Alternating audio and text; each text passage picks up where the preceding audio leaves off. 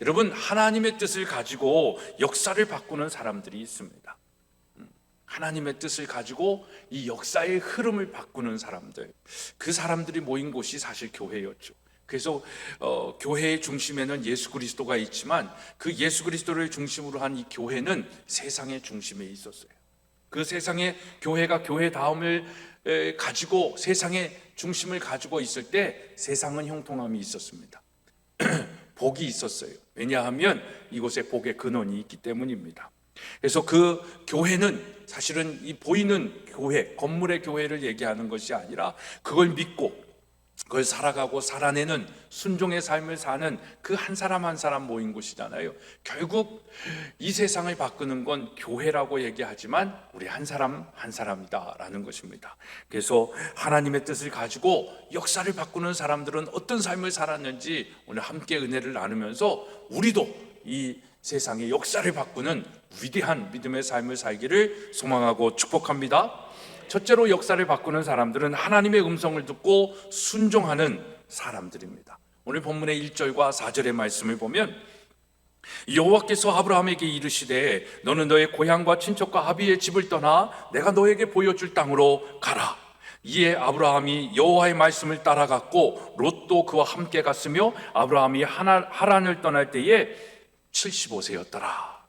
여러분, 만약 하나님이 지금 여러분들이 하는 모든 일들을 그만두고 하나님의 뜻이 있는 곳에 가라고 하고 거기서 전혀 다른 일을 하라고 한다면 할 수 있을까요? 여러분들은 어떠실 것 같습니까? 안주하고 싶은 것이 인간의 본성이잖아요. 뭔가 머물고 싶고 아무것도 하지 아니하고 그냥 행복하게 살기를 원하는 게 인간의 마음이잖아요. 그런 마음이 인간 누구에게나 있어요.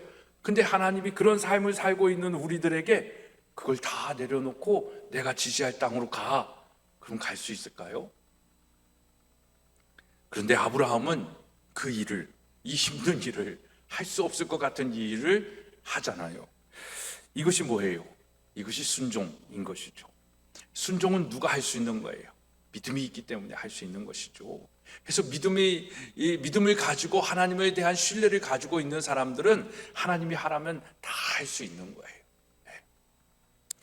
이 순종은 그래서 믿음과 순종, 이 행함이 있는 믿음을 통해서 하나님이 그 믿음의 한 사람의 창대함을, 그 창대함이 뭐예요? 복의 근원이 되게 하시는 것입니다. 그래서 그 복의 근원으로 바꾸는 사람이 역사를 바꾸는 것이죠. 2절의 말씀입니다. 내가 너로 큰 민족을 이루고 너에게 복을 주어 너의 이름을 창대하게 하리니 너는 복이 될 것이다. 누가 하시는 거예요? 하나님이 하시는 거예요. 우리는 그 창조주 하나님, 나를 구원하신 하나님, 승리하시는 하나님, 나를 돌보시고 나를 지키시는 그 선하시고 인자하신 하나님을 신뢰하는 거죠. 믿는 것이죠. 그 믿음 가운데 하나님이 행하라고 하신 일을 그 믿음이 있기 때문에 순종할 수 있는 거예요. 떠날 수 있는 거예요. 그만둘 수 있는 거예요. 하기 싫어도 할 수 있는 거예요. 머물라 하면 머물어야 되는 거예요. 내 마음대로 내 생각대로가 아니라니까요. 이게 믿음이 있기 때문에 할 수 있는 일이고 순종이에요. 근데 그 우리가 순종하는 것 같지만 그 순종을 통하여 일하시는 건 누구예요? 하나님이 하시는 거예요. 여러분의 삶 가운데 이 은혜가 있기를 축복합니다. 내가 하는 것 같지만 내가 하는 게 아니라 하나님의 말씀, 하나님의 뜻에 순종하면서 사는 삶. 이게 진짜 행복입니다. 여러분, 하나님이 나를 큰 민족을 이루게 하시는 것이고요, 나에게 복을 주어서 내 이름을 창대케 하는 거예요. 내가 공부 열심히 해가지고 성공해가지고 내가 내 이름이 유명해지는 거 아무 소용없다니까요. 하나님이 창대케 하시는 이름, 그 이름이 대대손손 자자손손 역사에 흐르기까지. 여러분 생각해 보세요. 이 수천 년 전에 있었던 아브라함을 우리가 아직도 아브라함 하면서 있잖아요. 이게 얼마나 위대한 인생이었겠냐라는 것이죠. 그 하나님이 그 이름을 창대케 하게 하시면 그 이름이 복의 근원으로 우리에게 있는 것입니다. 나로 인해서 내가 속한 곳이 성장하고 번창하고 창대하게 하는, 복을 받게 하는 것, 이게 우리의 책임이기도 하고 사명이기도 합니다. 이렇게 창대하게 하는 복의 근원이 되면 내 가정이 변하고 일터가 변하고 세상이 변하는 것입니다. 이것이 역사를 바꾸는 것이죠. 나 같은 사람이 내가 지금 이 시골에서 이런 일을 하고 있는데, 물론 내가 하면 안 되죠. 내가 하려고 하니까 안 되는 거죠. 내가 하려고 하면 될 수는 있어요. 근데 형통함은 없어요. 내가 됨으로 인하여 피해를 보는 사람이 있고, 아픔을 경험하는 사람이 있고, 손해를 보는 사람이 있어요. 근데 하나님이 하시면 형통한 거예요. 너무 아름다운 거예요. 너무 조화로운 거예요. 이 아름다운 세상, 이번에 국토순례를 할 때 너무 아름답더라고요. 참 대한민국 진짜 아름다운 땅이구나라는 걸 걸으면서 다시 했는데, 푸르는 산새와 바다와 모래밭, 이것을 조화를 이루는 그 하나님의 아름다운, 색깔로 만들어 놔도 어떻게 이렇게 아름답게 만들어 놓으셨을까? 그 아름다움이 우리의 삶 가운데로 들어오는 거예요. 하나님이 일하시고 우리가 그 일하시는 하나님을 믿고 순종했을 때, 그게 하나님의 작품이거든요. 그게 우리의 가정이고 우리의 일터이고 우리의 세상이어야 되는 것이죠. 그걸 누가 만들어 가는 거예요? 하나님이 일하시고 우리가 순종할 때 만들어 가는 겁니다. 그래서 역사를 바꾸는 사람들은 그 하나님의 일하심에 순종하며 반응할 때 이 일들이 되고, 그런 우리들을 그냥 일만 하라는 게 아니라 뭐라고 얘기하는 거예요? 복의 근원이 된다라고 얘기하시는 거예요. 창대케 하신다라는 거예요. 우리 제2남선교회도 그렇고 우리 모두가 이 복의 주인공 되어지기를 주님의 이름으로 축복합니다. 하나님이 하시는 것입니다. 하나님이 일하시는 사람은 그래서 내가 존재하고 살아간다라고 얘기하지 않습니다. 여러분, 하나님이 일하시는 사람으로 내가 존재하고 살아가는 것, 이게 중요한 것이죠. 그래서 우리는 진짜 그리스도인이 돼야 하고 살아가야 하는 거예요. 믿음은 believe라고 얘기하잖아요. be와 life. 그러니까 존재함으로 삶을 가지고 있는 삶, 이걸 믿음이다라고 얘기하는 거예요. 뭐로 존재하고 어떤 삶을 살고 있느냐라는 것을 이야기하는 것입니다. 여러분, 이런 큰 일을 하려면 작은 것을 소중히 여기며 책임지는 삶을 사는 사람이 역사를 바꾸는 거예요. 그래서 하나님은 우리에게 가정을 주셨잖아요. 그래서 가정과 가족을 귀중히 여기는 사람이 이 세상을 바꾸는 거예요. 역사를 바꾸는 거예요. 아브라함도 보세요. 하나님께서 본토 친척 아비집을 떠나라고 했을 때에 반응하면서 어떻게 합니까? 4절과 5절의 말씀 우리 함께 읽습니다. 시작. 이에 아브라함이 롯도 그와 함께 갔으며 아브라함이 하란을 떠날 때에 75세였더라. 아브라함이 사레와 조카 롯과 하란에서 모은 모든 소유와 얻은 사람들을 이끌고 가나안 땅으로 가려고 떠나서 마침내 가나안 땅에 들어갔더라. 큰 일을 한다고 가정을 내팽겨치지 않습니다. 오히려 큰 일을 하기 때문에 더 가정을 책임을 지는 거죠. 등한시하지 않습니다. 오늘날로 얘기하면 나 일한다고 자녀 교육 아내에게만 맡기지 않습니다. 아버지로서의 책임과 의무를 다하기 위해 자기에게 맡겨진 일을 더욱 열심히 한다라는 것이죠. 가정을 소중히 여기는 가장의 책임이 왜 중요합니까? 가정이 무너지면 세상의 질서가 다 무너지는 거예요. 정말 이 세상에 지금 문제는 뭐예요? 가정의 존재감이 없어요. 소속감이 없어요. 가정을 만들지를 않아요. 그리고 어제도 슬쩍 지나가는 기사가 문득 생각이 나는데, 어떤 여자가 나는 나와 결혼한다, 이렇게 기사가 나오더라고요. 이게 미친 세상이죠. 이게 정말 창조 질서에 너무 어긋나는 거죠. 지금 차별금지법 통과 때문에 난리가 났잖아요. 이거는 차별금지법이 아니라 분별금지법이에요. 그러니까 남자하고 당신은 남자야, 당신은 여자야, 이거 분별하는 건데 이거 하지 말라는 거예요. 근데 이거 했잖아요. 여러분들이 나를 남자라고 했잖아요. 나 남자 아닌데 당신이 왜 나를 남자라고 얘기해? 나 자존심이 상했어. 내 명예를 훼손시켰어. 소송하는 거예요. 그래서 그 차별금지법에 의해서 재판하는 거잖아요. 그래서 차별금지법에 의해서 내가 내 존재감에 상처를 입었습니다. 너 피해 입었다? 그렇게 당신 이 사람은 남자라고 생각하지 않는데 남자라고 얘기했지? 당신 이 사람한테 1,000만 원 줘. 이런 거 줘야 되는 세상이 되는 거예요, 지금. 그러니까 이게 얼마나 문제가 많은지 몰라요. 그게 뭐냐면 결국은 그게 가정 해체가 되어지는 거예요. 가정이 해체가 되면 이 세상은 지금보다도 더 큰 지옥과 같은 것을 경험하게 되어지는 거죠. 그러니까 지금 우리 남선교회원들이 이 가정의 책임과 의무를 가지고 살아가는 것이 얼마나 중요한지 몰라요. 그리고 엄격한 아버지로서의 그 기준과 본이 되어지는 삶을 통하여 자녀들의 본이 되어지고 기준이 되어지는 삶을 사는 것, 이게 너무나도 중요한 세상이 되었다라는 것입니다. 그러면 그렇게 가정이 무너지고 세상이 무너지면 다 무너지는 것입니다. 이 책임이 아내에게도 있지요. 하지만 하나님은 이 책임을 누구에게 주셨어요? 아버지들에게 주셨어요. 남자들에게 주셨다는 거예요. 이게 무슨 남녀 평등에 어긋나는 거냐, 또 이렇게 얘기할 세상이 돼버렸잖아요. 그렇지만 그 남편에게만 준 것이 아니라 남편은 남편대로의 책임이 있고 엄부의 책임이 있고 아내는 아내로서의 자애의 책임이 있다, 이 말입니다. 자모의 책임이 있다라는 것이죠. 그래서 엄마는 사랑스러운 아내와 어머니로 보살피고 돌보는 책임이 있는 거죠. 이것이 행복해지는 세상의 질서인 것이죠. 그래서 이것이 무너지고 다른 것으로 채우려고 하니까 이 세상은 더 혼란과 수렁에 빠진 세상이 된 것입니다. 하나님은 우리에게 이 가정이라는 작은 것을 준 것 같지만 그 작은 일에 충성할 때에 큰 일을 주시는 거예요. 아브라함이 본토 친척 아비 집을 떠나라 했을 때 혼자 떠나지 않았어요. 조카 롯이 나도 가겠다라고 했을 때 거부하지 않았어요.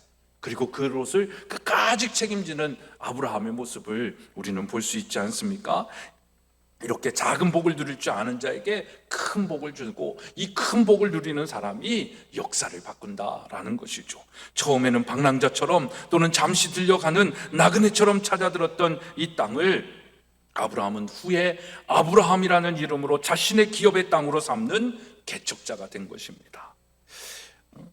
진짜 역사를 바꾼 거죠. 이렇게 역사를 바꾸는 사람은 그래서 무엇보다도 여호와 하나님을 의지하고 여호와 하나님을 경외하는 삶을 삽니다. 그런 사람이 하는 게 뭐겠어요?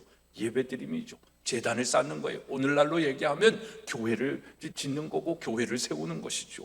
창세기 12장 7절로 8절의 말씀 한번 읽겠습니다. 여호와께서 아브라함에게 나타나 이르시되 내가 이 땅을 내 자손에게 주리라 하신지라 자기에게 나타나신 여호와께 그가 그곳에서 제단을 쌓고 거기서 베델 동쪽 산으로 옮겨 장막을 치니 서쪽 베델이요 동쪽 아이라. 그가 그곳에서 여호와께 제단을 쌓고 여호와의 이름을 부르더니. 여러분, 가는 곳곳마다 예배의 단을 쌓은 거예요.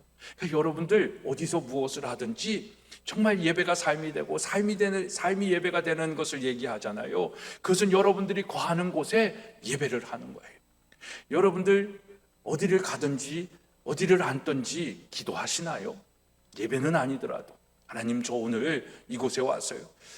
제가 지난 어젠가 저 압구정에 있는 엘리트 오픈스쿨이라는 학교를 갔어요. 교장실에 가서 딱 앉자마자 뭘 했겠어요? 기도했죠. 하나님, 오늘 이곳에 제가 왔는데 이 만남을 통해서도 쭉 하나님의 목적을 발견하게 해달라고. 그게 제단이에요. 근데 우리 잠깐이라도 함께 말씀을 나눌 수 있는 예배의 자리가 있다라고 하면 그것도 더 좋겠죠. 그러니까 아브라함은 하나님을 믿는 마음을 가지고 어디를 가든지 하나님이 이 땅에 다스리고 하나님이 역사하시고 하나님이 일하시는 곳이 되게 해달라고 예배하는 거죠. 제단을 쌓는 것이죠. 그런 예배자의 마음을 가지고 여호와를 경외하는 사람을 통해서 하나님께서 이 역사를 바꾸시는 거예요. 그런 삶의 모습 속에서 우리가 살아가는 거죠. 그래서 우리가 요즘 유행하는 말이고도 저도 잘 많이 얘기하잖아요. 삶이 예배가 되고 예배가 삶이 되게 해달라고. 여러분의 진짜 예배는 이 교회 예배를 끝나고 나가는 저 교회의 문을 열고 나가는 순간부터 예배가 시작이 되어지는 것이라고. 예배의 삶은 그렇습니다. 근데 이 예배의 삶이 정말 우리의 삶이 되기 위해선 제단이 필요한 거죠. 교회가 필요한 것이죠. 형식이 있는 예배가 필요한 것이죠. 그래서 형식이 있는 예배의 삶을 우리가 중요하게 생각을 하는 것입니다. 그래서 주일 성수가 중요한 것이고 새벽 제단이 중요한 것이고 모든 예배의 시간들이 중요한 것입니다. 그러니까 여러분, 지금은 하나님 중심의 삶을 살지 않아요. 형식이 중요하지 않고 어디서 드려도 된다라고 하면서 하지만 그것도 드리지 않죠. 우리 이 코로나 시대를 살면서 정말 경건의 예배가 얼마나 없어졌어요. 온라인 예배 드리면서 이런 양복 입고 드릴까요? 바른 자세로 앉아서 드릴까요? 찬양을 정말 제대로 드릴까요? 잠옷 입는 잠옷 그대로 소파에 누워가지고 텔레비 보듯이 보지는 않았을까요? 그런 마음들이 우리 안에 지금 너무 팽배해져 있는 거예요. 이걸 회복하는 거 쉽지 않아요. 이거 회복하지 않으면 여호와 하나님을 중심으로 살아간다는 것 정말 쉽지 않습니다. 여러분, 그래서 정말 주일 성수가 다시 우리 삶 속에 우선순위가 되어야 되는 것이고, 하루를 시작하는 새벽 제단이 회복이 되어야 되는 거예요. 여러분, 우리의 타임테이블이 하나님의 시간에 의해 움직여지고 있음이 고백되어져야 되는 거예요. 그 사람을 통해서 하나님이 역사를 바꾸는 것입니다. 이것이 진짜 예배가 삶이 되고 삶이 예배가 되어지는 첫걸음인 것입니다. 그런 하나님 중심의 삶 속에 끝까지 하나님이 지시하시는 자리를 지키는 사람이 역사를 바꾸는 거예요. 하나님이 지시해 주신 기업의 땅은 어떤 일이 있어도 사실은 떠나서는 안 되는 것입니다. 그런데 아브라함은 어떻게 했어요? 12장 9절에 보면 점점 남방으로 옮겨갔더라 라고 얘기를 합니다. 여기서 점점 옮겨간 남방은 어디인가요? 그것은 애굽을 얘기하죠. 그래서 하나님을 섬기는 방법이 없는, 법이 없는 애굽을 얘기하는 것입니다. 그래서 10절 이하의 말씀을 보면 옮겼더니 거기서부터 문제가 엄청 일어나기 시작하는 거예요. 남편의 책임과 의무를 다하지 못하고, 야, 내가 위기에 처했으니까 너 너무 이뻐서 내가 위험에 처할 수 있으니까 너 내 아내라고 하지 말고 누이라고 하자. 이게 얼마나 비겁한 남편의 모습이에요. 거기서부터 아브라함의 삶은 사실은 꼬이고 불편하고, 그래서 결국 하나님께서 이삭을 바치는 순간 그 믿음을 보고 아브라함을 의로 여기셨다라고 얘기하잖아요. 그 사이에 인생은 좌충우돌이었습니다. 하나님을 믿지도 않았고요, 하나님을 불신했고요, 자기 방법대로 세상의 논리대로 살아가는 아브라함의 모습을 우리가 또 볼 수 있잖아요. 남방으로 옮겼더니 그런 일들이 일어나는 거예요. 왜 옮겼어요? 그곳에 가뭄이 있어가지고 먹을 게 없었어요. 그러니까 그때 하나님을 더 찾고 의지했어야 되는데 애굽으로 옮긴 거죠. 그래서 역사를 못 바꾼 거죠. 그러니까 그런 모습들을 보면서 우리가 정말 더 하나님이 지시한 땅, 또 하나님이 거하라고 한 땅, 그곳에 거하는 것, 그리고 또 하나님이 가라 하면 가야 되죠. 우리 좋아하는 찬양 있잖아요. 주님 말씀하시면 내가 나아가리라, 주님 뜻이 아니면 내가 멈춰서리라, 나의 가고 서는 것 주님 뜻에 있으니.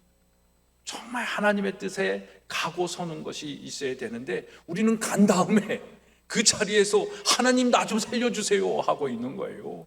그러니까 뭐 살려주실진 모르겠지만 역사를 바꾸는 일을 하지는 못하는 거예요. 복의 근원으로서 살지 못하는 거예요. 다른 사람을 형통하게 하는 삶을 살지는 못해요. 그냥 전전긍긍하면서 살고 있는 거예요. 우리의 존재는 그렇지 않다는 거예요. 우린 복의 근원이에요. 우리는 정말 하나님께서 우리를 복의 근원으로 삼으셨기 때문에 다른 사람을 창대케 하고 다른 사람을 행복하게 하고 형통케 하는 복의 근원이 되어야 되는 거예요. 그런 삶에 우리가 살아가야 정말 이 세상을 바꿀 수 있지 않겠습니까? 그래서 정말 이 세상을 바꿀 수 있는 이 복의 근원으로 살기 위해서 우리가 어떻게 살아가야 되는가? 첫째는 계속해서 강조하여 말씀드리지만 우리의 가정이 행복해야 돼요. 우리의 가정이 복음화되어야 되는 거예요. 그 일에 우리 아빠들이, 남편들이, 남선교회가 우리 제1남선교회도 마찬가지입니다. 이 사명을 감당해야 된다라는 것입니다. 이 일이 거저되지 않죠. 노력이 필요하죠. 헌신이 필요하죠. 숨은 기도와 눈물이 있어야 되죠. 또 가정을 위한 책임을 다해야 되죠. 또 그걸 책임을 지려고 하면 아빠는 수고해야 되죠. 돈을 벌어와야 되죠. 또 그 아이들의 필요를 공급하기 위해서 또 아빠로서, 가장으로서 씨름을 해야 되죠. 게다가 또 그 하나님을 더 찾는 그 엄격함을 위해서는 그 자기가 책임을 다하고 규율을 지키고 자기 스스로도 그걸 해야 되죠. 그러니까 거저되는 것이 아니에요. 하나님 없이는 안 된다 이 말입니다. 그래서 더 우리 아버지들이 더 하나님을 중심으로 살아가는 그 믿음이 있어야 되는 거예요. 그리고 또 그런 역사를 바꾸는 일들을 위해서는 우리의 일터에서의 인정함도 받아야 되는 것이죠. 그리고 우리의 사업을 일으켜 성공시켜야 되는 것이죠. 우리 선생님들 같은 경우는 이 학교를 정말 하나님의 위대한 학교가 될 수 있도록 만들어 가셔야 되는 거죠. 고집스러운 신앙과 어리석게 보이는 기도로 하나님의 일을 성취하라 라는 말이 있습니다. 고집스러운 신앙, 어리석게 보이는 기도. 세상 사람들은 어떻게 그렇게 살아가지고 말이 돼? 라고 얘기하지요. 그러나 우리는 하나님의 방법과 하나님의 생각으로 하나님의 원칙을 지켜가면서 그 일을 하는 거예요. 고집스럽게. 저도 어떻게 보면 고집스럽게 지금 이 일을 하고 있거든요. 근데 이 일을 통해서 하나님이 어떻게 하시는지는 뭐 하나님이 하실 일이죠. 저의 이 땅에서의 평가는 중요하지 않습니다. 근데 정말 이 일을 통해서 하나님이 어떤 일들의 열매들을 맺게 하시는지는 하나님이 손해보지 않게 하시지 않겠습니까? 그걸 믿기 때문에 할 수 있는 것이죠. 여러분, 그래서 정말 자신의 사업이 남과 사회를 유익하게 하는 일이 되게 하는 것, 이게 중요한 것입니다. 성공자는 자기의 열매를 쌓는 것이 아니라 필요한 자에게 나누어 주는 것이다 라는 말도 있어요. 그래서 우리의 삶을 나누는 거예요. 아무튼 이런 얘기들은 저보다 더 잘 해주시는 강사들도 많고 여러분들도 더 잘 아리라 생각은 하는데, 정말 우리가 하나님의 역사, 그러니까 하나님의 뜻을 이 땅에 이루는, 역사를 바꾸는 일을 이루기 위해서는 가장 중요한 건 우리의 삶의 우선순위가 하나님이어야 되는 거죠. 우리의 가정의 우선순위가 하나님이어야 되는 것이고, 내 일터의 우선순위가 하나님이셔야 되는 거예요. 그래서 먼저 그의 나라와 그의 의를 구하라. 그리하면 이 모든 것을 너에게 더하여 주시리라는 이 말씀이 우리의 삶 속에 드러나고 나타나는 삶을 사는 것, 이게 중요한 것입니다. 먼저라는 게 중요한 거예요. 2등, 3등이 아니라 첫 번째여야 되는 거예요. 누가? 하나님이, 하나님의 것이. 그래서 우리의 첫 시간을 하나님 앞에 드리는 거예요. 초하루 학부모 교육을 하는 거예요. 첫 시간에 새벽을 깨워서 하나님 앞에 나아가는 거예요. 그 먼저라는 것, 우선권이 하나님에게 있는 거죠. 내게 있는 것이 아니에요. 내 자녀에게 있는 것도 아니에요. 하나님에게 있는 거예요. 그 하나님에게 있음을 자녀들에게 가르쳐야 되는 거고, 그게 우리의 책임이고 의무다라는 것이죠. 그렇게 먼저 그의 나라와 그의 의를 구하였더니 하나님이 잘 되게 해주시는 거예요. 이 땅의 기본적인 것도 다 잘 되게 해주시면 거기다 덤으로 더 더 하게 해주신다니까요. 이건 얼마나 많이 강조하면서 말씀드려요. 정말 저는 이 말씀에 증인이 되고 그 실상이 되어지고 증거가 되어지는 여러분들이 되기를 축복합니다. 저는 그렇게 잘나지는 못했지만 그래도 저는 실상인 것 같아요. 제 스스로는 정말 하나님의 실상이지, 하나님의 증거지. 자녀들을 봐도 제가 지금 이렇게 이 정도 이렇게 사는 것도 정말 내 삶의 가장 우선순위가 하나님이심을 고백하면서 살기 때문에, 거기에 양보하지 않고, 거기에 아까 말씀드린 것처럼 고집스럽다라고 얘기할지 모르겠지만 그걸 포기하지 않고 타협하지 않는 거예요. 근데 손해볼 것 같은데 손해 안 봤어요. 실패할 것 같은데, 뒤처질 것 같은데 뒤처지지 않았어요. 오히려 하나님이 자녀도 잘 되게 해주시고, 더 건강하게 하여 주시고, 모든 것을, 학교도 잘 되게 해주시고, 정말 그런 은혜들을 주시는 것이죠. 그래서 저는 여러분들에게 간증할 수 있어요. 여러분, 하나님 제일주의로 사는 사람이 아니고서는 사람을 귀하게 여길 줄도 모르게 되는 거예요. 사람을 귀히 여길 줄 모르는 사람이 어찌 역사를 바꿀 수 있겠습니까? 사람이 소중한 우리가 인권이다 뭐다 하잖아요. 하나님을 사랑하면 인간을 사랑할 수밖에 없어요. 거기에 인권이 있는 것이고 평등이 있는 거예요. 정말 그런 믿음을 가지고 살아가는 우리 모두가 되어지기를 소망합니다. 여러분, 하나님은 진정으로 믿고 이 땅에 하나님의 나라가 임하기 위해 헌신하는 자를 찾으시고 그에게 축복을 주시고 복의 근원이 되게 하시는 거예요. 우리가 이 시간 그런 차원에서 과연 나는 지금 진정으로 헌신하고 있는가 한번 물어봐야 되지 않겠습니까? 여러분, 헌신이란 자기 마음에 들기 때문에 하는 것이 아니라, 남의 눈치 때문에 하는 것이 아니라, 어떤 이익 때문에 하는 것, 그것을 헌신이다라고 얘기하지 않아요. 헌신은 자기를 버리고 하나님을 선택하는 것입니다. 그러니까 우리는 하나님께 선택하는 게 아니에요. 말씀드리죠? 우리는 하나님께 헌신할 수 있는 존재도 아니에요. 이미 하나님의 그 헌신 속에서, 희생 속에서 우리는 은혜를 받은 사람이잖아요. 그러니까 우리는 그 하나님께 헌신할 것도 없어요. 근데 그 받은 사랑이, 은혜가 너무 크기 때문에 그 은혜를 모르는 사람에게 또 그 은혜를, 그 사랑을 흘려보내는 거예요. 그게 우리가 해야 할 헌신이죠. 그래서 그 헌신은 자기를 버리고 하나님을 선택하고 결정하는 거예요. 그래서 오늘 우리 남성교회의 특성을 들으면서 하나님이 정말 같은 마음을 주셨구나 라는 생각을 하게 됩니다. 여러분, 헌신이란 바울의 말대로 자기가 선택한 분을 위해서 모든 것을 잃어버리고 배설물로 여기고 그 안에서 자기를 발견하는 거예요. 그래서 또한 모든 것을 해로 여김은 내 주 그리스도 예수를 아는 지식이 가장 고상함을 인함이라. 내가 그를 위하여 모든 것을 잃어버리고 배설물로 여김은 그리스도를 얻고 그 안에서 발견되려 함이다 라고 말씀하는 거예요.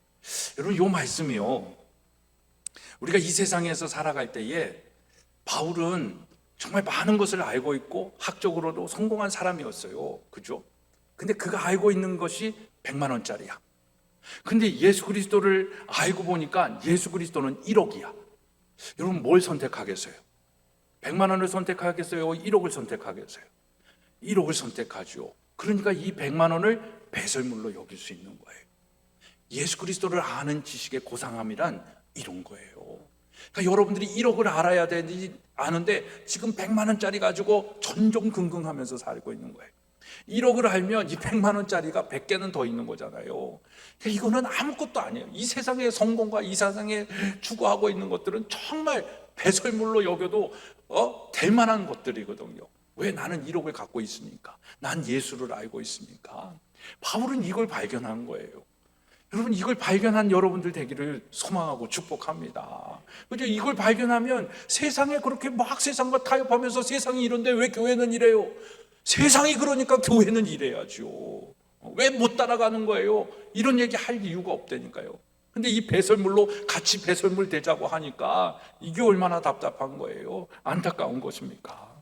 여러분, 하나님은 진정으로 헌신하는 자를 찾으십니다. 그리고 그런 사람에게 은총을 베푸셔서 주의 일을 하는 영광을 얻게 하시는 것이죠. 또 그 일을 감당할 수 있는 힘을 주시는 것입니다. 우리가 헌신할 수 있는 것은 자기 힘으로 되는 것이 아닙니다.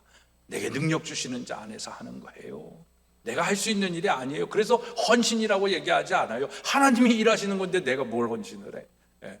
하나님이 일하시는 거예요. 그냥 나는 주 안에 있으면 내게 능력 주시는 자 안에서 그냥 심부름꾼으로, 청지기로 살아가는 거예요. 그냥 내게 맡겨진 일에 충성하면서 살아가는 거예요. 그랬더니 하나님이 나를 통해서 역사를 바꾸시는 거예요. 나를 통해서 이 세상의 복의 근원이 되게 하시는 거예요. 사람을 살리게 하시는 거예요. 저는 요즘 이렇게 예배 드릴 때 보면 저를 행복하게 하는 아이가 하나 있어요. 작년인가 편입해서 왔는데 너무 힘들게 어떤 아이예요. 막 진짜 학교 나가겠다고 맨날 땡깡 쓰고 있는 아이예요. 근데 요즘은 예배 드리면 모습을 보면 천사예요. 나가면서 목사님 저한테 와가지고 막 말 걸면서 목사님 뭐가 그렇게 궁금한 게 많은가 봐요. 막 말도 걸고 그래서 목사님 너무 감사해요. 좋아요. 행복해요. 이러고 살아요. 그러니까 그 하나이가 변화된 게 전 천하를 얻은 것 같은 거죠. 이 세상을 바꾼 거죠. 그 하나이가 어떻게 이 세상을 또 바꿀지 기대할 수 있게 되는 것이죠.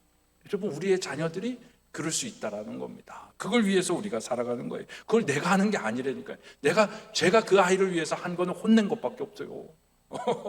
근데 그 아이가 하나님께서 일을 하시니까 변화된 거죠. 마음을 알게 되는, 이거 내가 혼난 게 아니라 나에게 필요한 말씀을 해주신 거구나 깨닫는 것이죠. 목사의, 아비의 마음을 가진 목사의 엄격함이 무엇인지를 깨달아 하는 것이죠. 얼마나 감사한지 몰라요. 여러분, 하나님이 일하시는 거예요. 나를 충성되이 여겨 내게 직분을 맡기시는 하나님에 의하여 할 수 있는 일이 되는 것입니다. 나를 능하게 하신 그리스도 예수 우리 주께 내가 감사함으로 나를 충성되이 여겨 내게 주신 이 직분을 감당하는 거예요. 우리 제2남성교회 자기가 가지고 있는 타이틀이 몇 개가 있는지 한번 세보세요. 아들도 있고 남편도 있고 선생님도 있고 또 사장님도 있고 여러 가지 직분들이 있을 거예요. 대한민국의 국민도 있고 그 직분의 부르심에 여러분들이 정말 할 일이 많기 때문에, 하나님의 행하실 일이 많기 때문에 맡겨주신 거예요. 그 맡겨주심에 충성됨으로 살아감으로 복의 근원에 그 열매를 맺으며 살아가는 우리 제2남선교회 또 우리 전인교회 모든 성도님들 되어지기를 주님의 이름으로 축복합니다.